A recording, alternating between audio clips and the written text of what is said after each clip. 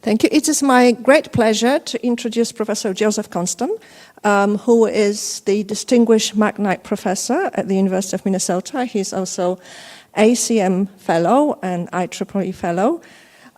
He's probably the founder of recommender systems and the field of recommender system. Joe's work lies broadly in the field of human-computer interaction.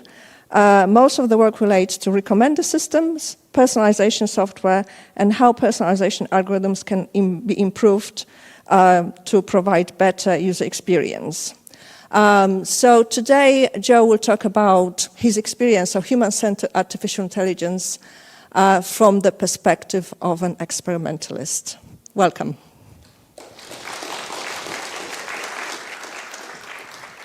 Thank you. Thank you very much.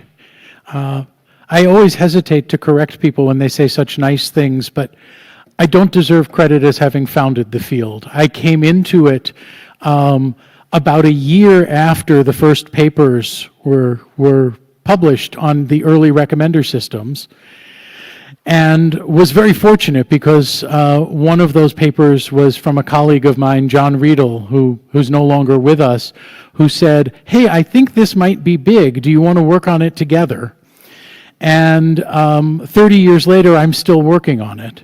And I think he was right, that this field, which originally, when we first got together in the spring of 1996, 2 years after the first papers were published, a group of people got together to hold, a workshop on collaborative filtering.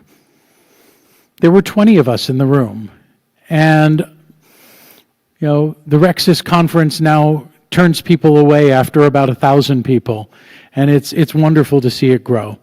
So I'm going to open up with just a few broad things, and you're going to see this is a talk that goes in a lot of different directions. It's an attempt to bring together many years of different types of work, but mostly setting direction for where I believe things should be going in the future.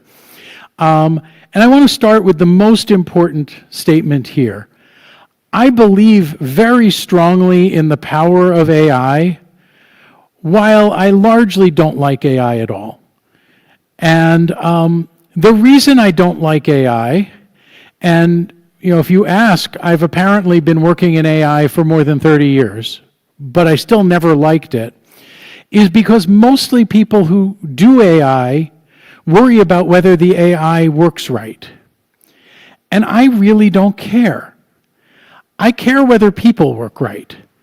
And a system that's an AI system that's wrong in a way that's visible and understandable so I know when to ignore it is much more useful to me than an AI system that's 97% correct and 3% incorrect in ways I can't tell.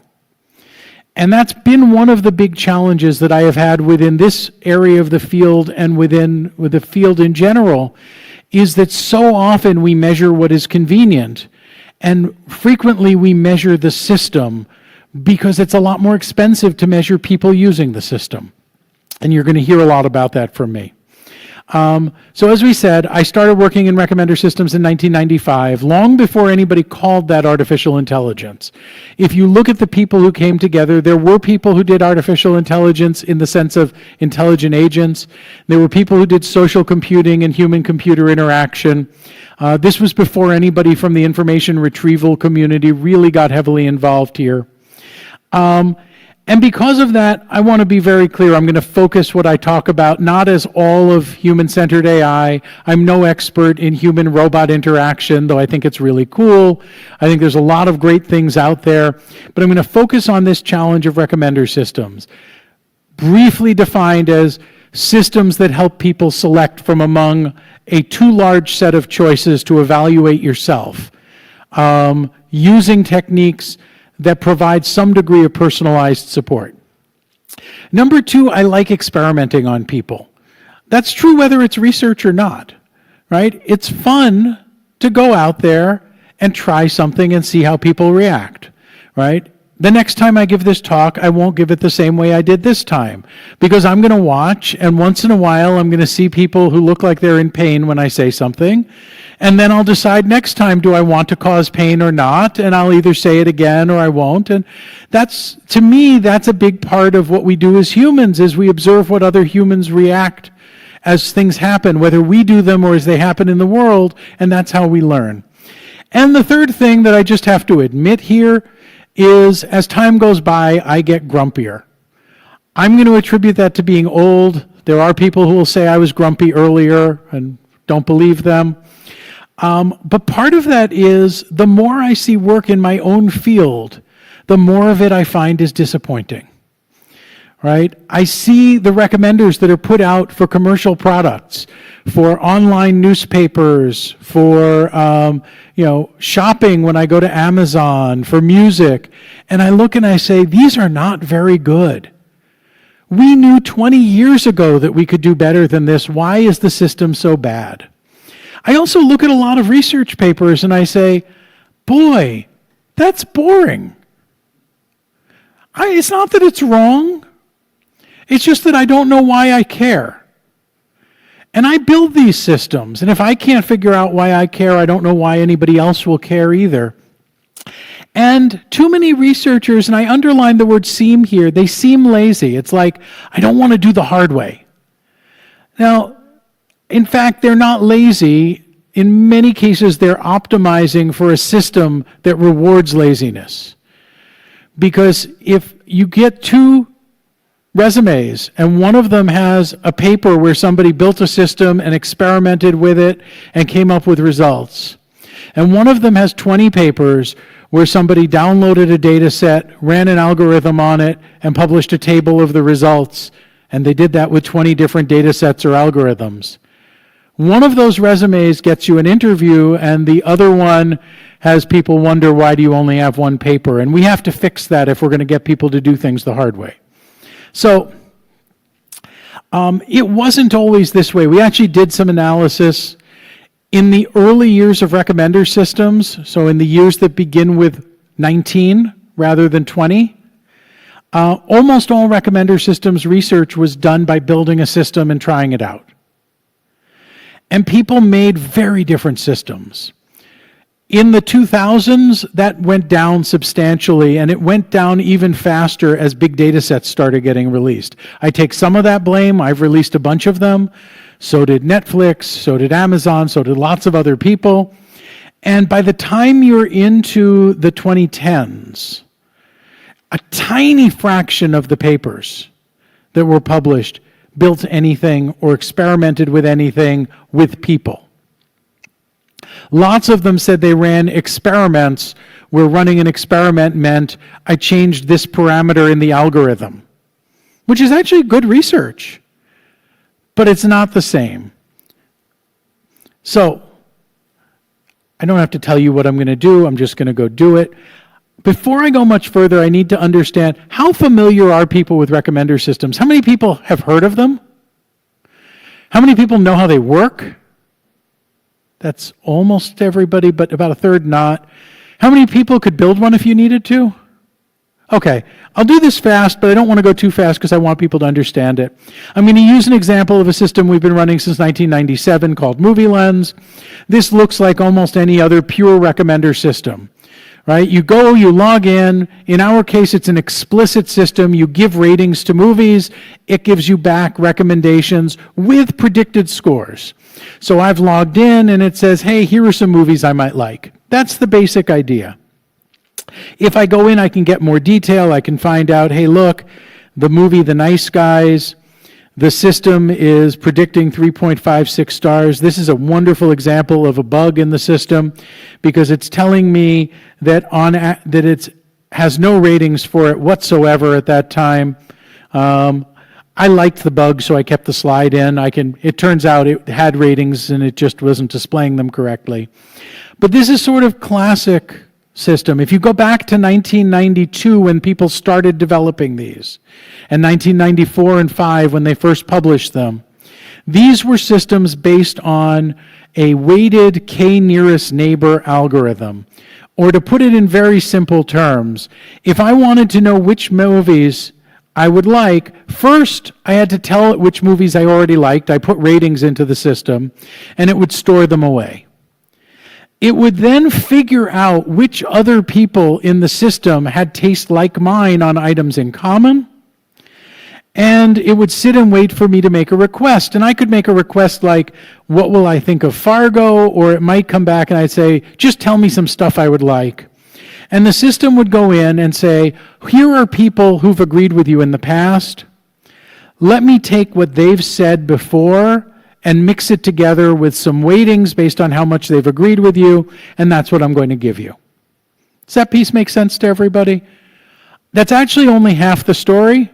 The other half nobody tells when they explain this, which is buried deep in all of this, there's a process of normalization. It turns out we don't mean the same things when we put stars on stuff. So for some people, 4 stars means I didn't like it very much, or I would have given it 5 stars. And for other people, 4 stars means this is almost as good as I can imagine, but I have a good imagination, so I'm going to save 5 stars for something better than I've ever seen before. And if you don't do that kind of normalization, this whole process doesn't work very well. But once you do this, you find out that about half of the information you get, half of the accuracy you get in predicting comes from normalization. It comes from taking opinions together, but getting people on the same scale. And the other half of the accuracy comes from giving more weight to the people who are more like you. And those two together combine that, yeah, there is popularity, but there is taste. I could do this with charts. I'm not going to take you through all of this because I think you've gotten it already. But the fundamental idea here is if I find somebody like me, I can then evaluate the things that I might want an answer on. In this particular case, this person is so much like me, they haven't seen them yet. But I can find other people who are like me or dislike me and give me a sense as to what to do. Now, since those early days, people have used an immense number of algorithms and variations, and this is not a complete catalog. But this wonderful algorithm I just talked about, which is still today one of the best performing algorithms that's out there, is just too inefficient. And so by the late 90s, nobody was doing this anymore for real systems. They moved to item-to-item relationships because they're more stable and they can be recomputed less often. They then moved into dimensionality reduction of saying this user item matrix is something that we can collapse because it over-represents your taste. And we could do that through standard matrix techniques. Or we could, later people realized, wait, we could actually do approximations that are much more efficient. And we can approximate singular value decomposition and get a pretty good low-dimensional representation of tastes and items. They moved into graph techniques, cluster learning, classifier learning, deep learning. Now today, large language models where you feed in, here's what I liked, and you get back stuff. And there's every kind of variation. We can include content, collaborative data, what other people think, temporal data, what order did things happen, what timestamps, what seasonality, sequence, cross-domain, what do your shoes say about the music you'd like to listen to, right? If they're dance shoes, maybe you'd like dance. I don't think that one works real well. Context, maybe you're interested in different recommendations at night versus in the day, or in the gym versus at work, especially for music. All of that's been done. And despite that, I can bring up, and these are from real sites, one of them my own, but commercial sites and my own site, and tell you that all of these recommendations are awful. And they're for me. I'm guessing you don't know why they're awful yet. Here's Amazon. Here are my top picks on Movie Lens. Here's LL Bean, a clothing store. Well, you're not going to figure this out because I didn't show you enough history. But every one of these sites I went to, I got recommendations, I went back to, and it showed me the exact same recommendations it did the time before. That's not very smart. There may actually be other things that are wrong. In a number of cases, it was recommending me stuff that I already knew about and had either consumed or rejected. There's not enough novelty. In at least 2 of the sites, it was recommending things that I didn't need a recommender for because I would have found them on my own. They were so obvious. And in one of the sites, the stuff being recommended was so close among all of the things being recommended that there wasn't enough diversity. I had no chance to discover different things. All of these were pretty bad. But as a field, we weren't measuring that. We were measuring how much does what was recommended match what I like. And by that measure, those were pretty reasonable. They just weren't useful. And so a big part of the challenge that I'm bringing today is I have colleagues who are pure machine learning people. They don't want to run studies on humans. They don't want to take classes in psychology unless it's neuroscience to come up with new neural architectures for artificial neural networks. And even there, they'd rather they not be taught by psychologists, and they'd rather find an electrical engineer or something. But they are amazingly good at optimizing stuff. They're computer scientists, mathematicians, industrial engineers. And if you give them a problem and an objective, they're good at maximizing, or if you prefer, minimizing the objective. So my challenge is, how do we translate user experience into measurable quantitative metrics that we can let those people do what they're good at? And that's really where a lot of this is going to go. And I'm going to talk about this in 2 extremes. But most of the real world's in between the extremes.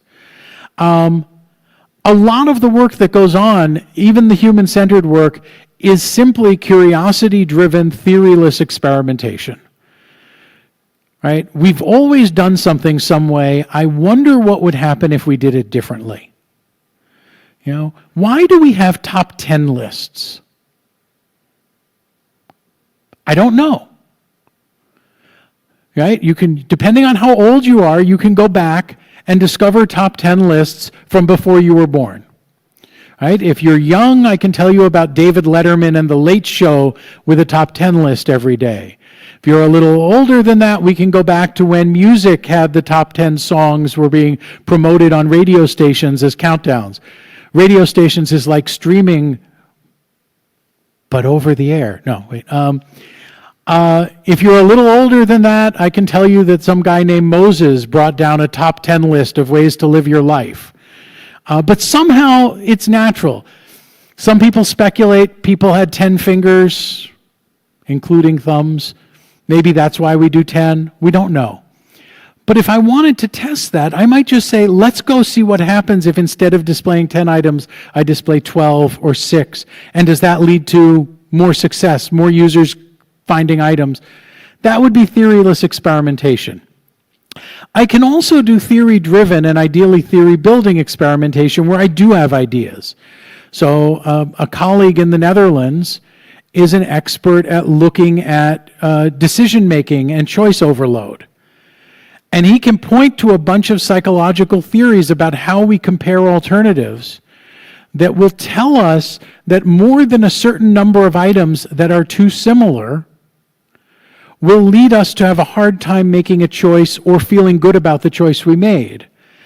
And he could run the same kind of experiment I run, but he'll run it with different controls, with the idea of understanding in a recommender system, you know, not just how many items, but how do I cluster the items? Do I come back and say, look, here are current and popular movies, here are old classics, here are whatever, because by breaking them into categories, I make your decision easier. And he can point to a whole bunch of literature as to how you do that. And if you do this over time, we can start to predict how people will behave. That's the idea. Now, if you look at how we measure success, in the early days of our field, we measured success by doing what every good machine learning researcher will tell you to do. Cover up some of the data and see how well you predict it. So the early recommender systems were all about accuracy. All of the early papers reported how accurately do we compute the scores that people gave us. If we did this over time, we would say how accurately could we compute them before they gave them to us. Otherwise, we hid some of them and said how accurately can we compute it using protocols like leave one out or withhold 10%. And as you got more complicated, we had to break off a separate training data set and other things like that. And we measured error. Then we realized for a lot of the problems, error wasn't the most important thing. It was decision making. And so we started to measure what have roughly been called top-end metrics, but what we're talking about is decision-making metrics. How good are the top items? How many of the top items are ones you'd actually want? How many of the ones you want make it into the top? You can do this with a receiver operating characteristic curve if you like signal processing. You can do this with precision and recall if you like information retrieval. However you choose to do this, though, the honest answer is, well, we don't know. And so what we do is go back to what the machine learning people tell us and say, well, I know you don't know whether they'll like it or not, but you can hold back some of the data and test whether they did like it. And we'll assume that the way you perform on the withheld data will also be how you perform on the unseen data, and then you'll have a metric, and we do that. We have broader metrics that are descriptive but not necessarily evaluative. If you have a measure like diversity or novelty, how much are the recommendations like each other or not? A simple example of that would be intra-list similarity. How much difference is there? How much similarity? Novelty might have to do with how popular are these items? How much have you been exposed to them before already? Those are different because more isn't always better, right? We know that more novelty at a certain point is good and at a larger point is bad. At the extreme, if you show me 10 things I've never heard of, not only do I not make a decision, but I can't even tell whether to trust your system. If you show me 6 things that I know sort of and I'm pretty sure are good, and 4 things that I haven't heard of, but I might trust you because your other recommendations were good, you're more likely to get me to expand what I do. And so there's a whole lot of challenge in these metrics. And we also have experimental metrics at the immediate stage, right? How much do you click on stuff? Conversion rate, which in the business world is often, do I go beyond clicking on it and actually buy? Lift, how much does this algorithm increase the average sale? Amazon learned a lesson many of us never learned years ago. The purpose of a recommendation is not to get you to buy the item recommended. For them, the purpose of the recommendation is to get you to the site. If you click on it and you don't like it, you'll find something else you like and you'll probably buy something. This actually, I don't know if this was ever done in Finland because you have a fairly limited number of supermarkets and similar chains. But there was work done in the US a long time ago on coupon printers at the checkout register. And what certain supermarkets would do is as you bought stuff, it would print coupons for what you could buy next time that were mostly competitors to or alternatives for the things you bought.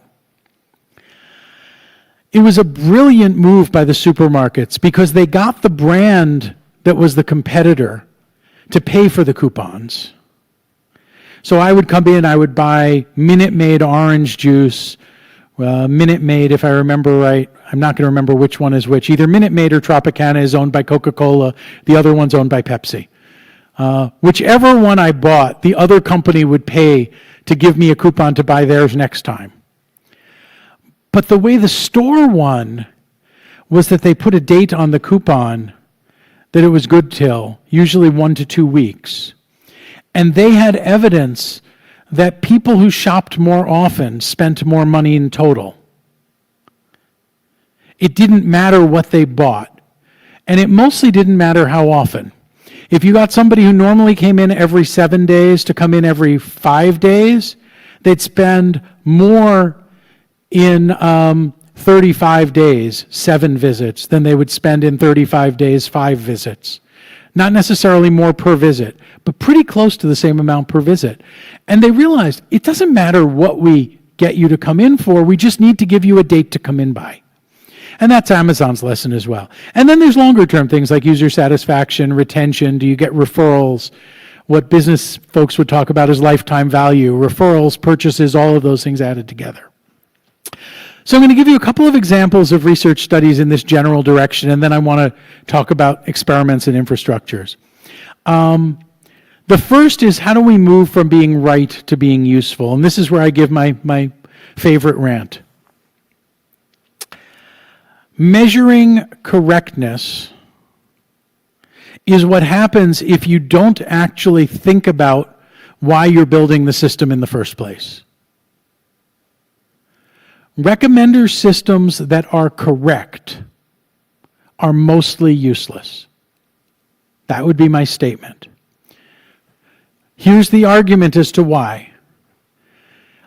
Assume I use something like a leave one out protocol, right? I train my system, I hide a piece of data, and I see how often does the recommender recommend to me the thing I left out, the only thing I happen to know that this user really liked. And I optimize for that. I have just come up with a recommender that nobody needs. Because all I've done is discover something that the user had already discovered on their own without my recommender. And I'm not changing their behavior because they already discovered it without me. And why would anybody pay for that? Or pay for the research that goes that direction? Except as a step towards something bigger. Even worse, if I find things better than what the user found on their own, this metric penalizes me. This is personally sensitive because the first university computer science course I ever took, on the final exam, I lost points because we were doing an all pairs shortest path problem, and the thing said, write a recursive program to, a recursive function to compute the shortest path from A to B. And I said, that's stupid. I can write an iterative thing that will be more efficient that computes all pairs shortest path with what some of you would now know as Floyd's shortest path algorithm. And I did that instead.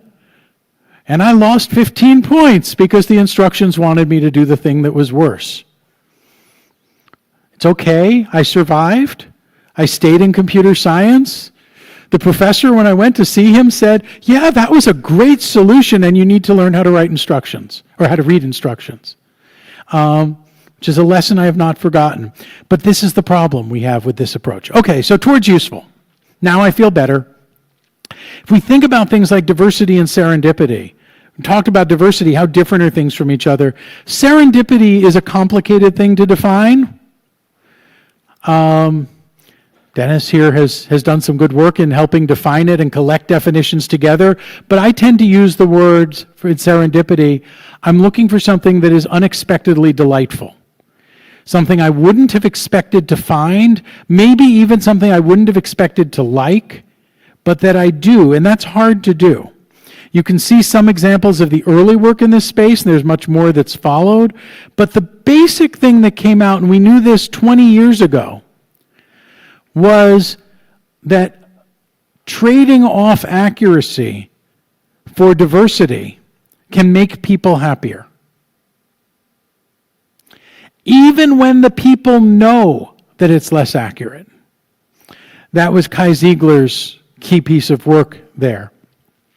Later, we've seen temporal changes in novelty seeking, that you can't just come up with a stable thing, that you actually have to look at how different stages of somebody's work cycle or home cycle change the amount that they want to explore and not.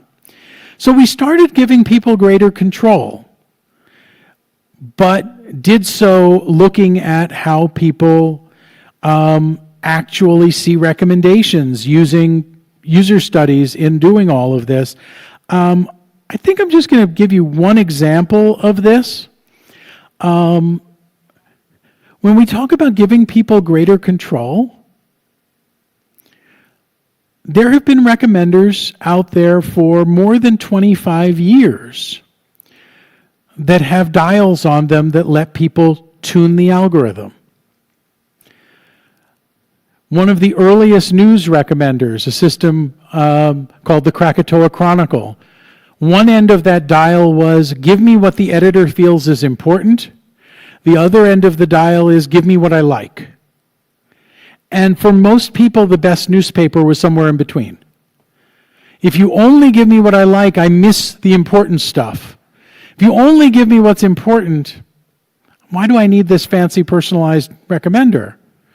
But somewhere in between, I know whether war is happening, I know if the World Cup happened, but I also get the things that I really want to read about, whether that's international finance or, Taylor Swift's concert tour, whatever you're most into, up to you. So we did the same thing. Our Movie Lens system has had now for the last 10 years. You could pick among different kinds of algorithms. And some people like one, and some people like another. The disappointing thing to me is that very few people like to change regularly. I was hoping there would be people who say, well, I'm doing this now, I'd like this algorithm for this time and this algorithm for that time. Mostly they don't. They try out a bunch of different ones, and then they come back and say, yep, this is the one I'm going to use from now on. But we develop a relationship. We develop a sense of trust. Number two, as an example here, is rethinking the idea of a top 10 or a top N. Because we've always started with the assumption that we should give people the best stuff first. And that's usually true. Right? If I'm not a recommender, if I'm a search engine, and let's remember, the technology behind the two is overlapping. If I'm Google and I type in University of Helsinki, and the page I get back at the top is Fyodor's Guide to the Best University Saunas. And you made number 4. That's not what you were looking for. The page you want back is Helsinki.fi, the home page. Here's the university. Maybe somewhere up there you want the Wikipedia article on the university. What you don't want is some 10th grader's essay that they posted on their personal website saying, and one day, if I do well enough in school, I want to go to the University of Helsinki. You may want them to feel that way, but that's not what you want your search engine delivering.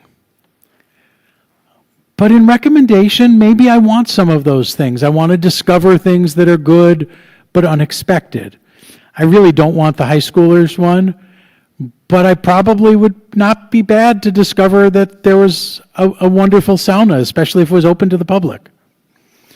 And so, if you think about how our system works today, or worked before this study, still mostly works today, I come to the site, it says, here are 4 movies you'd like. I look at them, I say, none of them excite me right now.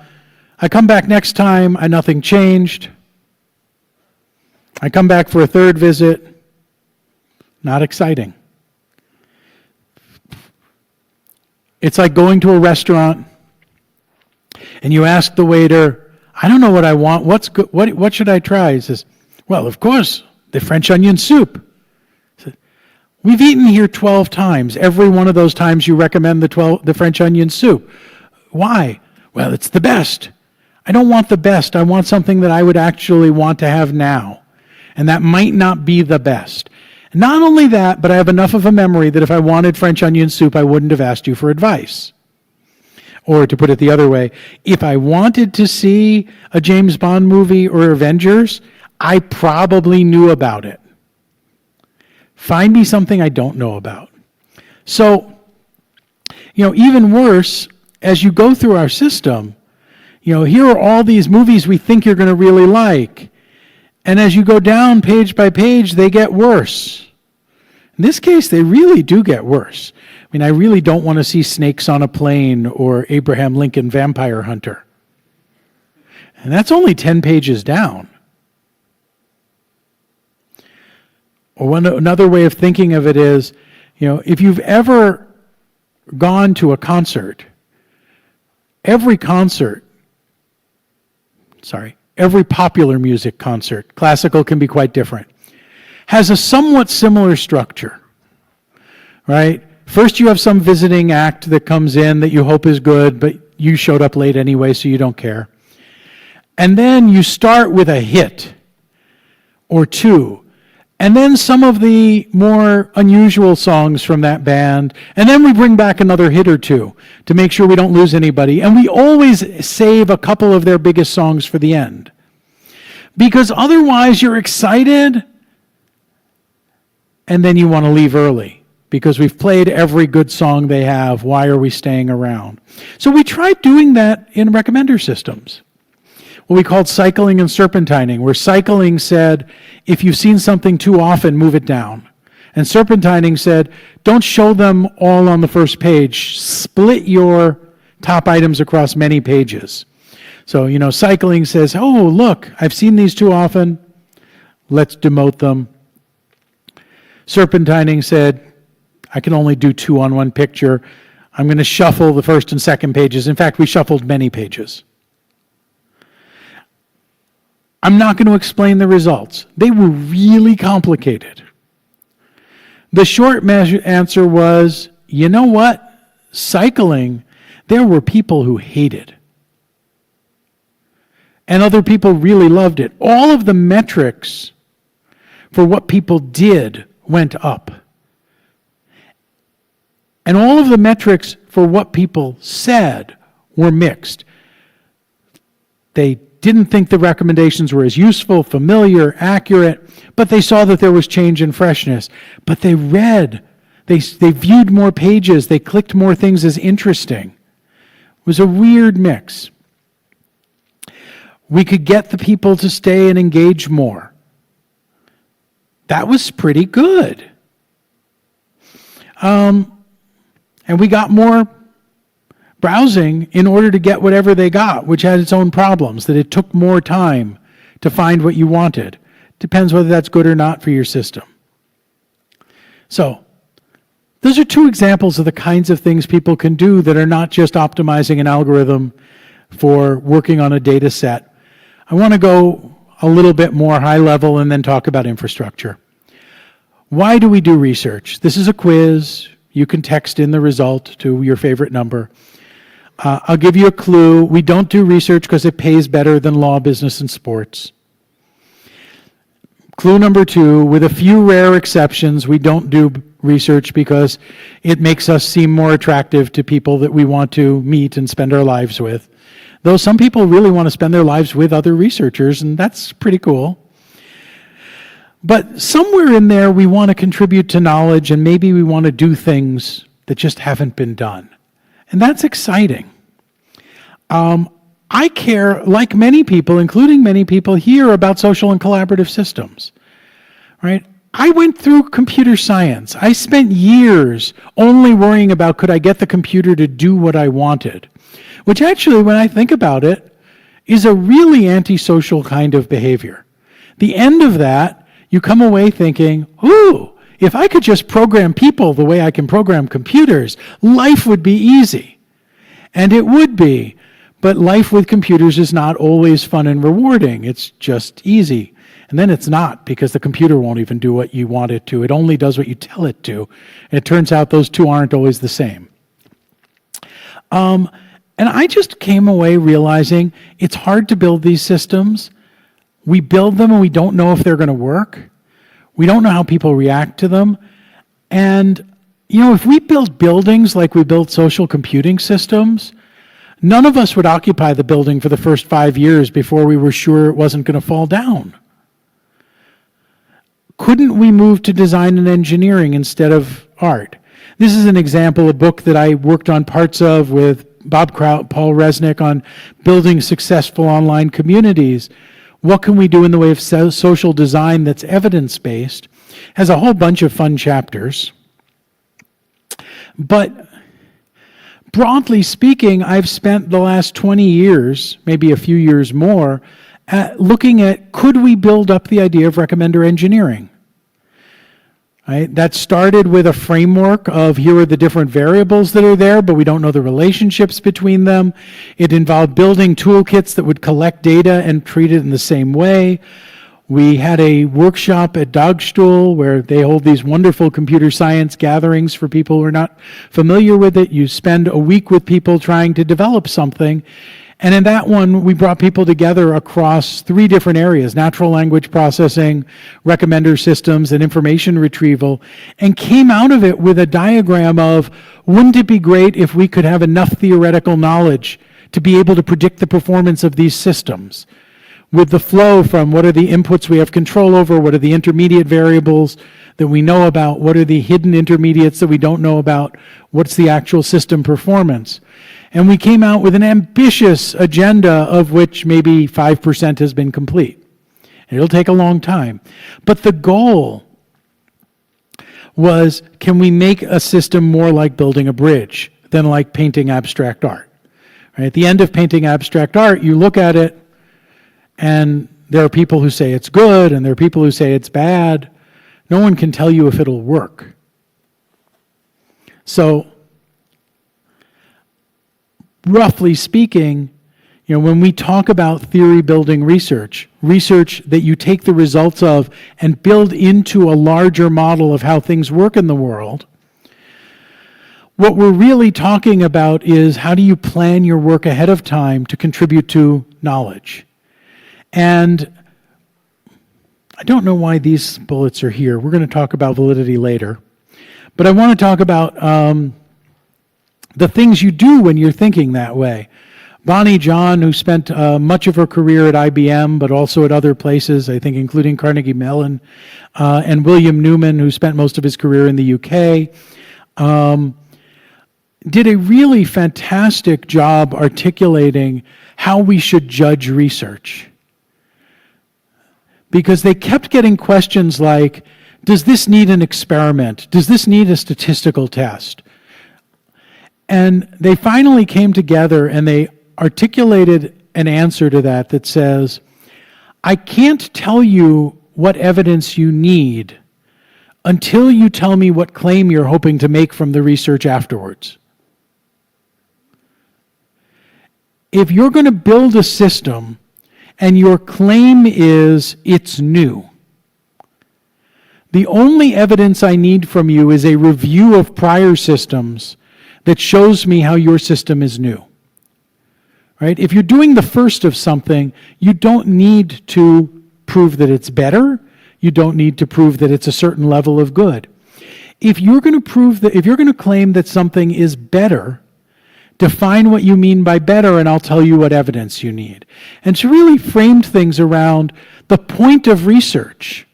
Every piece of research you do, either in a paper, as part of a paper, as a broad collection, should be that there are claims you can now make and evidence you can put behind them to convince other people that those claims are true. If your claim is people should stop doing this, what evidence do you need that would actually convince them? And that sort of changed my view towards experiments, because I loved just running experiments for no reason at all.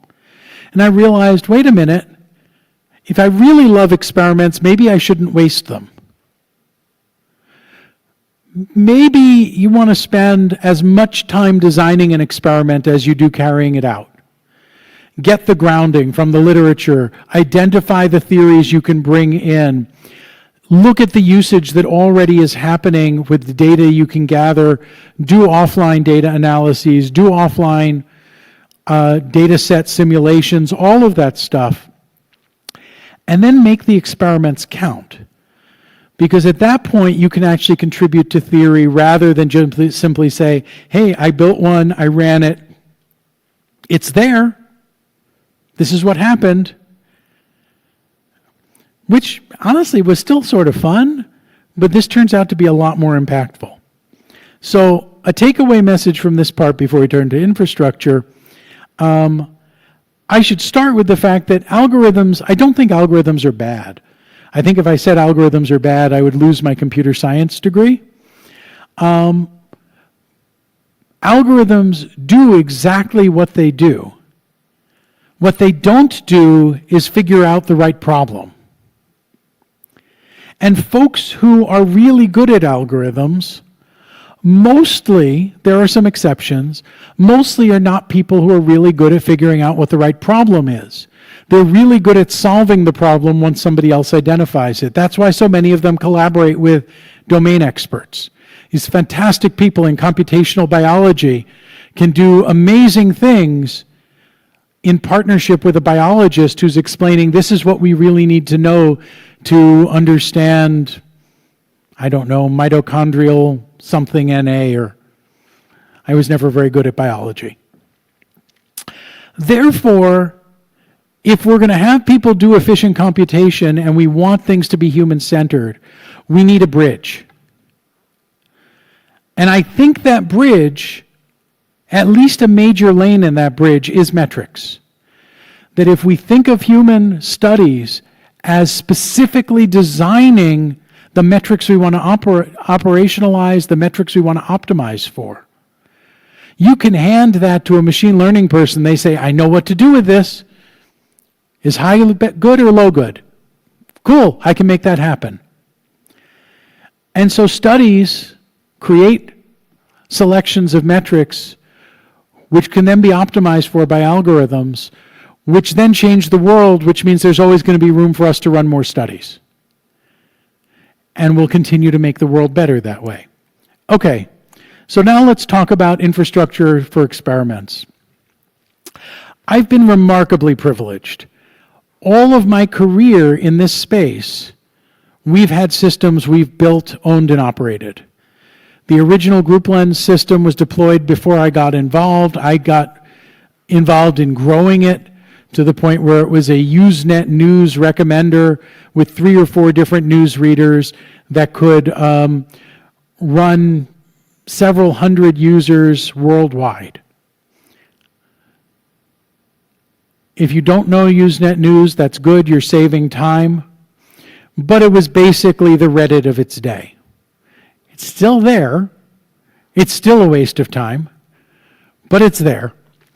Since then, we built Movie Lens in 1997. We've had about 350,000 people use it since then. We're building more infrastructure. We've built several other recommenders along the way that we used for a year or two to try things out. And I think it's fantastic when you have your own infrastructure, but it's a huge investment. And you can't do that if you're early in your career.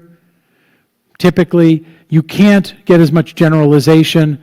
And so in an ideal world, I think people should be able to go experiment on other people's infrastructure, right? Find an existing community, experiment out. The problem, of course, is how do you get people who are willing to let you do that? And the Rexis community has been pretty good at occasionally finding companies that would open up their system to challenge competitions or winners, but it's still very small numbers. The big benefit you get is, if I have a music recommender and I have it for my 200 users, people will say, that's nice. If I get Spotify to try it and I get data out of their system, that's pretty big. And so generalizability and face validity go way up. I should also point out, it's much harder to build research infrastructure than to just build a system and try to use it, right? Building a system is nice. Then you need all of the logging. You need all of the controls for experimental assignment, for A-B testing, maybe massive A-B testing where you can cross-assign. You need to track treatment, subjects, consent, payment if you're paying people. All of that's a lot of work. And it also reflects the difference between types of studies. You know, if you look at the work that's been done recently, there's many more online lab experiments versus field experiments. An online lab experiment is something that's roughly one shot, right? I want to see whether people react to something, so I recruit 100 people, I have them try it, I measure the results, I'm done. It's the equivalent of a normal lab experiment. We bring people in, we're done. It's easier to do today. You can go to Mechanical Turk and all of its competitors and recruit people that way. You can recruit people in a university. A lot of these are done with psychology students. And you tend to get very good internal validity. You can control everything. But you get very poor external validity. It doesn't represent the real world. Right? So if I come in and say, I'm going to recruit 100 students at the university for a test that's testing, a recommender that recommends different treatments for baldness, I don't know that those 100 university students are going to take it all that seriously because they have more hair than I do, most of them. And those who don't probably don't, mostly voluntarily. But I can control things. I just can't control whether they take it seriously and whether it's really the way they would act. On the other hand, if I go to baldness.com, which I haven't looked up, but when one of you does, we'll find out probably exists. And if I get to do things on that site, I can get much less control over who comes in and what it's like, but much greater control over it being people who are really using the site for a purpose. And those are the kinds of challenges that we do. So I want to move towards closing by introducing you to Pop Rocks, which is what I've been doing for the last few years. Pop Rocks, which is the platform for online personalization and recommendation experimentation, or something like that. It's a horrible acronym because we couldn't come up with a better name, is for people who have an algorithm or an interface that they want to try, but don't have a user population, and know it's hard. They don't want to have to deal with a system and consenting people and recruiting them and keeping them around for 6 weeks and all of that good stuff. Pop Rocks is a system where we'll do that for you. Pop Rocks News is our recommender. Right now it is simply a daily newsletter. We have a few hundred people who get a daily newsletter personalized by email. We've prototyped an app version. At some point we'll release that. What you get in this newsletter depends right now on two things. It depends on what you've clicked on before, and it depends on a profile you fill out and can update when you wish. How those two map depends on what experiment you're in. If you're in the baseline system, we have an algorithm that blends those two as separate recommenders, gives you something. If you want to conduct a study, you override that algorithm for a set of people, and we measure what clicks you get, user satisfaction, opt-outs, all sorts of things like that. Roughly speaking, somebody comes in and says, hey, I've got an idea. Comes to our intake form and says, here's an experiment I'd like to run. We look at it, we say, are we capable of doing that? If we're not capable, do we want to be capable? Are we willing to build up some new infrastructure? We then work with you to go through detailed specification. You've got to implement it, you place it in the cloud, we're going to just call your code to generate the stuff. We'll mail things to users and deal with the users entirely. You need to get your own institutional approval for running a study on people. So far, all the ones we've asked for have been exempt. And so it was a quick process. We put it into a testing mode, and you You and your friends get some of these newsletters and you see, is it doing what we think it should be doing? Is everything okay? If that works, we launch a test. Typically, we try to run these for 5 weeks because we have a 5-week survey cycle. Some can go shorter, some need longer. And then we report back the data at the end. Here's what happened. It's an open architecture where we're looking for people who will commit their data to be public after publication, who will publish the specs for their experiment so people can verify things later. If you really care, this is what it looks like approximately as an architecture. And we measure a lot of stuff. Click-through rates, regular perception measurements. We look at measures of the content that people are receiving, all sorts of offline metrics as well, so that people can try to do reasonable research. So this takes me to the concluding thoughts that I put down.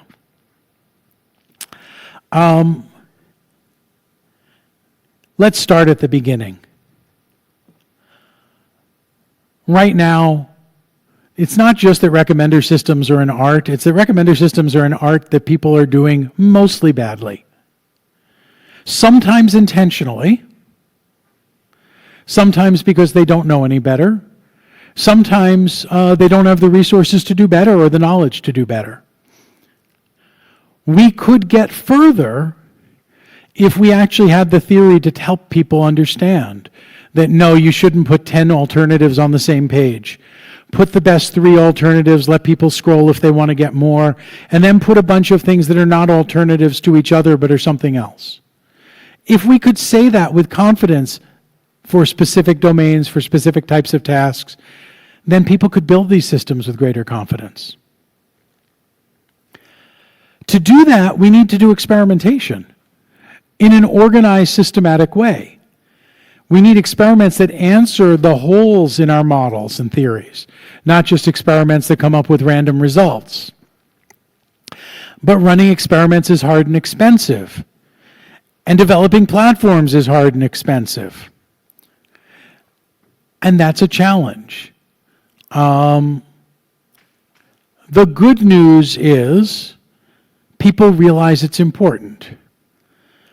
I was able to get funding to start building this platform because peer reviewers recognized it was important, and we could get letters of support from dozens of researchers who say, I can't run this kind of experiment. I would use this if I had it, but I'm not going to build it myself. That tide is changing. I'm going to give you, these are 2 things that are next to each other, are not actually related except that they have the same theme. Back 30 to 35 years ago, the U.S. National Academies of Sciences printed a report about academic careers for experimental computer scientists and engineers that said, universities, you're killing the career chances for people who are going to do computer science in an experimental way. And unless you want all of your people to be theorists, you have to change. And it outlined a bunch of changes. It said, look, when people build stuff, it takes longer, you have fewer publications, but you have more impact. It pointed out that the publications are often going to be in conferences, they're going to be these incremental things, and it changed the field. Today, nobody looks at you funny in computer science when you list a bunch of conference publications. At that point, when I was hired as a new assistant professor, I was told, yeah, conference publications are really important, but still make sure you have 2 journal papers a year. I've never had a year with 2 journal papers, and I'm glad, but I had backing. We're now seeing that push for platforms. The difference between platforms and experimental work is that platforms are being developed for others, not for your own use only. We are seeing the EU, the US NSF, I've seen some evidence of this in Canada, I expect it's true in China, but I don't have as much direct input on what's going on, funding platforms specifically to support work in AI, and often in applied areas of AI. Create the research infrastructure that will enable more people to do research. and maintain that infrastructure for them to do it. The models are different, but there is now some funding. There is greater support than there used to be for this type of work. We still need to figure out the model for this. Right? In materials and biology, if you created the material or the organism that people use, you get listed on all of their papers. You know, if I create the toolkit you use, I might get a citation. I'm not going to expect to be the author. Part of that is we have to stop counting papers and start reading them and looking at the impact. I think we hear that from every generation every 10 years. But there's stuff that we can do. And of course, experiments themselves are hard. Even if we have these platforms, we need to teach people how to design and carry out experiments over time. I don't think that's going to be news to anybody. So as you put this all together, think about impact. Does what you want to do need experimental evidence? Does it need experimental exploration? If so, you probably need a team. You need designers and builders, you need observers and analysts, experimentalists and theorists and domain experts and computing generalists. And you can do some pretty big stuff if you think about AI, at least the way I do, in a way that starts with the human user and that embraces experimentation. So I want to acknowledge we've gotten generous funding from companies, from the government, lots of people, more than I can name, but more than 40 people that I've worked with over the years have contributed to these thoughts and ideas in different ways. And I would be delighted to engage in discussion with you about it. And I've been told that I can even throw this beautiful microphone at you if you want to say something so that you will be audible. So please don't be shy.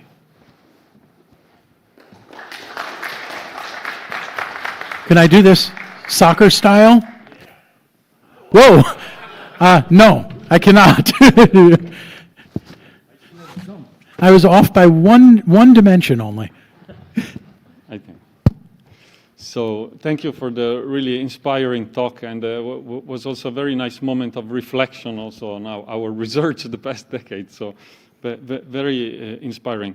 I'm on the experimentation and how sometimes it can be difficult, and thinking how to maybe rethink it more as a platform. Here in Helsinki, we have worked in past 15 years sometimes in providing more access to the backstage of a recommender system and helping users understand and maybe even fiddle around with the system, and also trying in the recommender system to use data of the user remaining at the user side and having a recommender system for you, managed by you. But some of the let's say disruptive and worrying social media recommender systems, it has been more difficult to address that kind of a research, because obviously you need a critical mass. And that's a bit of one question I wanted to ask. How can you experiment with such big scales? And then if I can add a small other addition to it, how do you see some of these topics change when LLMs, chatbot are used more than recommender systems and search engines? So a lot in that question. Let me start with how do you deal with things that you can only study at scale? And today, I think the only viable answer to that is it gets done in partnership with the people who operate systems at scale. This is risky for both the companies and the researchers. I'm sure some of you are familiar with the uproar that happened with Cornell researchers who were collaborating with Facebook on a set of studies that almost all of us who looked at it as experts in human studies would say, I understand the ethical concerns, but they went through all the correct steps to do this thing. It doesn't matter, because when publicity goes bad, it hurts the companies and it hurts the researchers. But it also causes companies to close down their doors. Why can you not find the Netflix data set anymore from the Netflix prize? Because there were people out there who used it to try to re-identify the users who were in it. It would be not, not technically anonymized, just de-identified. Turns out, if you have other information that comes from a user, it's often easy to match that against information in a de-identified data set. And so what we're finding in the US, I don't know if it's similar in Europe, is that more and more companies will only collaborate on that type of research with people who are bound to them in some sort of an employment relationship. And so I know of some faculty who work part-time for companies so that they can do that kind of work, and they've accepted the fact that the work they do for the company is under company rules, which unfortunately sometimes means it won't get published. Usually they've been able to publish. I know many more people who've sent students to work on long-term internships within companies as a way of doing it, and I think we're going to see more of that. It's also the case that for those of you who are earlier in your career, if that's the space you want to work in, the university might not be the right space. It may be you should go work in those companies and go do high-impact work and talk with them up front about what the rights or processes are for publishing, because doing all this work just to find out it's secret isn't going to help. Now, your part two, which I've already partly missed, so just give me 2 words to reflect. LLMs, yes. Oh yeah, no one thinks those are going to be serious. No, just kidding. So I don't distinguish, I don't think of LLMs and recommender systems as being peers. I think of LLMs as being in some sense a peer to factorization approaches and other things, and I think of chatbots as being a delivery mechanism that could deliver recommendations or other things. One of the things that we've seen is a bunch of studies, including some that we've run, on what happens if you just use existing LLM-powered chatbots for recommendation. There are certain things they do well, there are certain things they do poorly, and I think it's an important part of the field to explore. I think it's silly to say, well, these aren't going to work, because they keep getting better really quickly. And the only reason, we need to make sure everybody understands this, the only reason recommender systems work is because content is not random. Right? What's the assumption underlying every recommender system? I'll start with user-user. The assumption is, if you've agreed with somebody in the past, that's predictive of your agreeing with them in the future. You can reduce that to a simpler assumption, which is that your tastes on items are relatively stable or predictable. They may move in a predictable direction over time. If items are random, none of that's useful. Items are, in fact, the things where recommenders work really well are human-created commercial media. The more commercial, the better. TV programs have very few dimensions of variability because they were created to attract specific audiences for specific advertisers.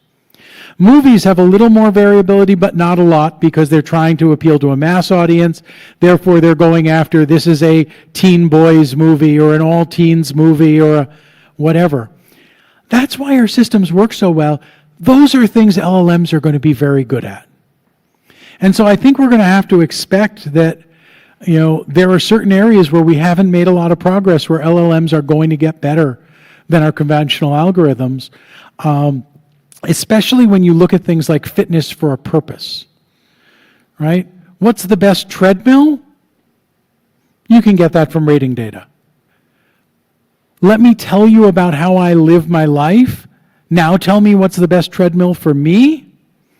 An LLM might outperform that, or at least a structured interview system or something that's more in that space. And so I think that we have to embrace that there's a a new technological competitor. Those of us who didn't like matrix factorization got over it pretty quickly because the world moved on, and the same is going to be true with LLMs. Does this work? Yeah, okay. Hi, I'm Janne Lindqvist. I'm faculty with Aalto Computer Science. You managed to hit a couple of very dear points for me, and I'll try to phrase this as a question so it doesn't just sound like statements. So I wonder, I guess the question part would be that, well, how should you really measure success with recommendation systems? And I'll elaborate a couple of points. So you started with one of the things, like we often say that, well, you need to publish more and because you're not rewarded for building stuff. Maybe, but then you just may end up in a department with assholes who value publishing instead of doing important stuff. So maybe you shouldn't be doing that. The same thing with recommendation systems, like, well, you had this example that, well, Amazon is not really good. Yeah, but it's really good at selling stuff. Like, I lived 11 years in the US, and one of the best things happened to my family is we moved out. We don't have access to Amazon Prime, so we don't have any more the useless stuff so much. We're still trying to, after 6 years, get rid of some of the stuff we bought because it was so convenient. So I feel like so some of the problems is the same with like getting faculty jobs and recommendation systems. That we value convenience. We try to optimize for convenience, but the world out there, Amazon, Facebook, etc., they are optimizing for revenue, not for your well-being. The faculty in the committees, well, I don't know what are they optimizing for. So I don't know, was this a question, or was there anything useful here about? I can find a question there. I can actually find two questions there. What should a recommender optimize for is a context-specific question, right? If I'm building something, like when we build Movie Lens, I'm actually looking at, I'm not trying to just have users who are happy. If I were making it commercially successful, I might, or I might have something that pays the bills. But I want to expose people to stuff they wouldn't have found, they never consumed before, and that they then go on and consume more of later. To me, a recommender has truly become transcendent when it introduces people to whole new categories of stuff that they didn't know they liked, and now they do, and they're willing to keep consuming it. Now, is that the right answer? No, it's not the right answer. That's one right answer. If you're working on a commercial problem, you need to know the commercial metrics. For Amazon, the cart or the monthly purchase is probably a better metric. And I will tell you, as somebody who deals with Prime, I probably have an average of 2 Amazon Prime transactions per day because I live above a supermarket owned by Amazon, Whole Foods. And when you live above it, you have less waste. You need a lemon, you go downstairs, you buy a lemon. You don't go shopping, you just buy a lemon. And I don't ask them to deliver it because it's in my building. They would, and they would deliver it for free too, which is amazing. I think as you get towards this bigger question of what do you do as a researcher, there is a balance. There are no departments out there that have no assholes, right? So don't look for one. They don't exist. What they ask you for is going to vary from place to place. And the advice I give people, particularly the junior faculty in my own department regularly, is it's not that you shouldn't do anything to please the people who are evaluating you. That would be a mistake. But if you start doing things to please people who are evaluating you that take you away from doing what you think is valuable and important, and the reason you're doing it is, well, if I don't do it that way, I won't be valued here, then you're in the wrong place. Spend that extra time writing, updating your resume and go someplace that values what you do.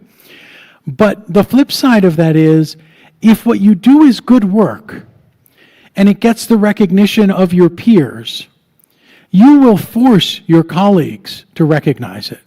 And I was in this circumstance. I mean, I was the first person doing human-computer interaction work in my department. Half the department didn't know that was what I did. And other people convinced them to hire me because they said, look, he does graphical user interfaces. That's close enough to computer graphics, and we need a computer graphics person. I spent the first 2 years teaching computer graphics, which was really interesting because I didn't know computer graphics. I did somewhat afterwards.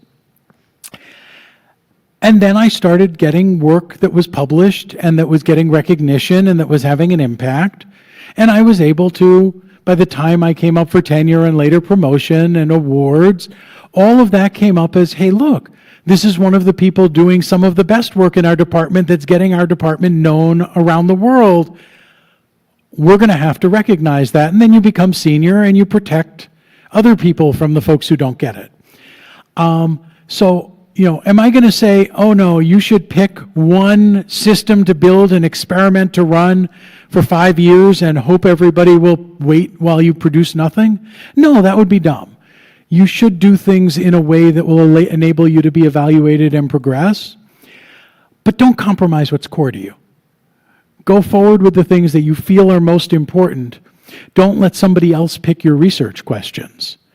And if they don't like your methods, do more to bring in experts on the stuff you do who really do like your methods and educate them. It's one of the things our department does that's better than almost every other department I've been in, is we got a bunch of money from Seymour Cray, who is an alumnus of our university, to set up a seminar series where we can bring in about 6 to 7 distinguished lecturers every year. And we go around first to all the untenured assistant professors and say, is there somebody you want to bring in to learn about your work and tell us about your field that you wouldn't normally be able to get, but when we pay them a nice honorarium and pay all their expenses and give them a nice title, they'll come and do it. And that works wonders, is bring in people who can tell the story, who have the credibility to back what you're doing. I see this has moved here. Yeah. Hi, Jussi Bright from Digital Humanities and Cognitive Science. One question, how do you handle, how the normal way to handle that people not always like the same thing that they buy, that you can give the lot of rates for something, but they don't buy that, or that not always the buying, but anyway, they like different things and act differently. So how to normalize or take care of it? It's hard, and it's different in different contexts, because there's a lot of different reasons people like things and don't consume them. And I'll give you the example we're working on right now with news. They're a well-written news story you may never need to read, because the headline may tell you everything you need. So the headline says, Finland beats Denmark in, I don't know, we don't have the World Cup right now, but something, 3-1. And unless you're a real fan who wants to know, how did the game go, who scored, whatever, you think, great. Right? It's like weather. Thing says, tomorrow, 21 degrees, 50% chance of rain. I don't need the rest. I don't need to read the weather. I just got it all. And yet, how do we know whether they didn't like it or whether they just saw that it was an option, appreciated it, want us to display things like this again, and not? So part of the answer is when you're paying people, when you put people in studies, you can go back and ask them. So we do that. We will show people a newsletter and ask them for each item from the newsletter they got yesterday. Tell us about this. Is this something you would have wanted to see seen here? Was it a mistake that we showed it?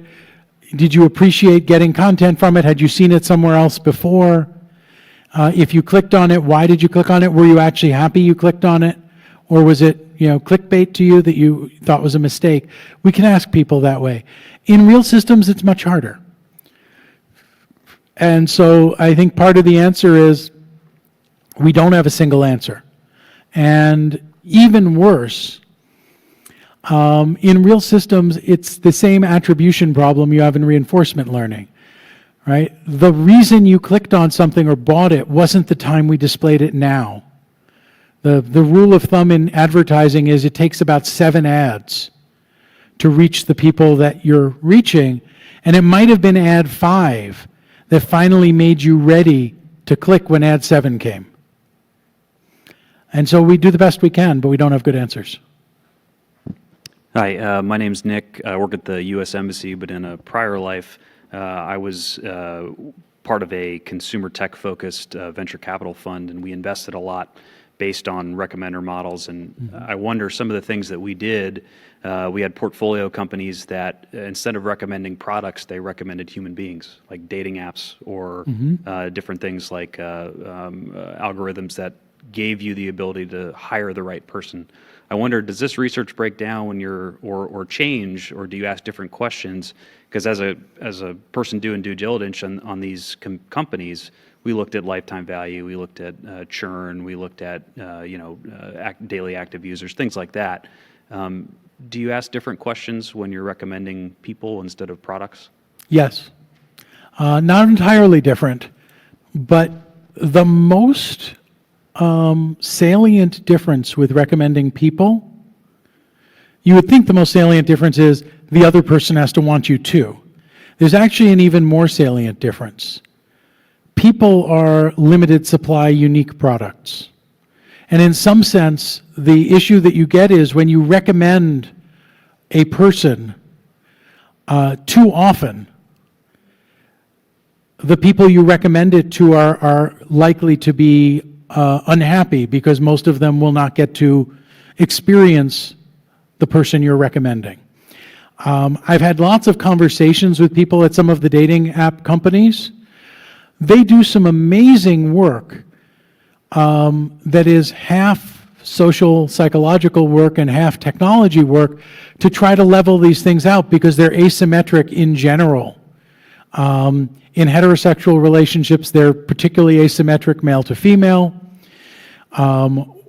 There are attribute preferences that are more and less negotiable in each direction. It won't surprise you that income and professional achievement tends to be more relevant for men being sought by women, and height as well.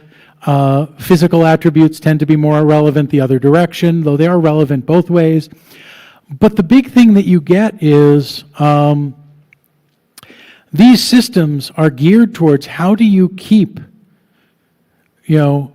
people like me happy. Okay, not exactly like me, I'm married and I'm not looking, but, an old sort of dumpy guy who hopes that because this is a computer system, I can find myself, a 24-year-old lingerie model who's suddenly going to like me because I swiped on a screen. How do you keep me happy without ever recommending that person to me, because you know that if there's too many of me's recommended to her, she's going to leave? And that's a really interesting, fascinating challenge. It's not just the case for people recommendation.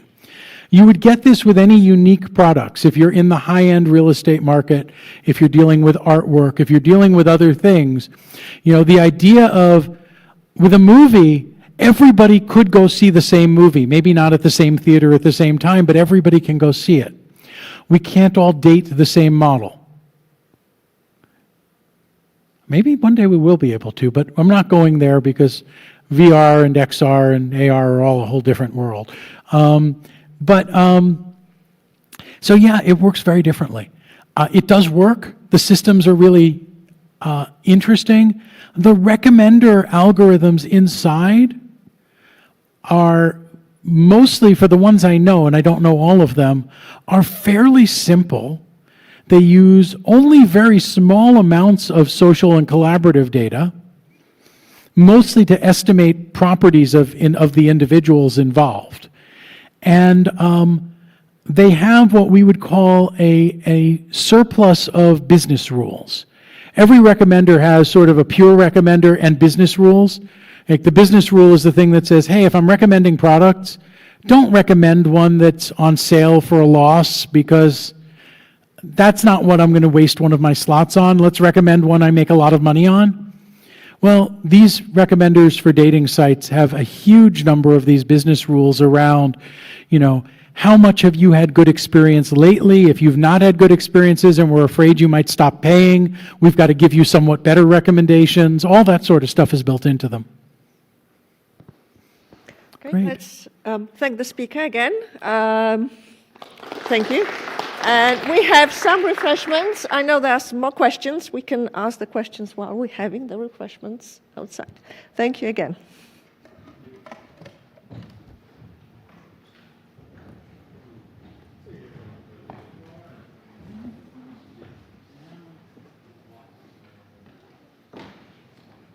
Back in here, or is this machine taking